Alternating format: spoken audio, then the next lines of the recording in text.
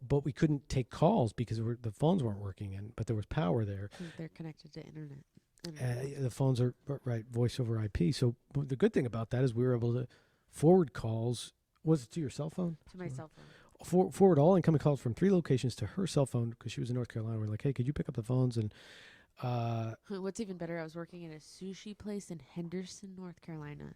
And if anybody knows where Henderson, North Carolina is, I was in a sushi place in Henderson, North Carolina. It was like so she's probably not real popular up there, no? it was like the highest crime rate per capita in the state of North Carolina.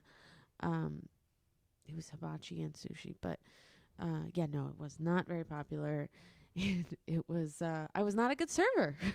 That was a drive from. You had to drive there from. It was 45 minutes. 45-minute drive, right? There was a drive everywhere. Yeah. But so when he asked me to do that, I was like, "See ya," and I quit my job that day because, No 2-week notice, right? total different life up there. Gone. You would do all this work and get $2 tip, and I was like, "What am I doing?" And I was not a good server either because, I was la la la, and so as soon as he asked me that, I was like, "Woo!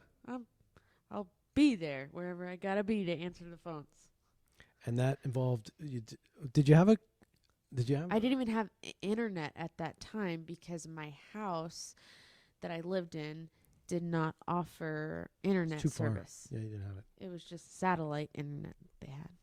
And It's probably like 56K. Probably like so the upload has to be crazy. It'd be like dial we up. ended up finding one company eventually. But in the meantime, I had to drive to a Burger King like 25 minutes away from my house, get my laptop, and use my cell phone to answer phone calls. And I was like, "Woo, I'm back."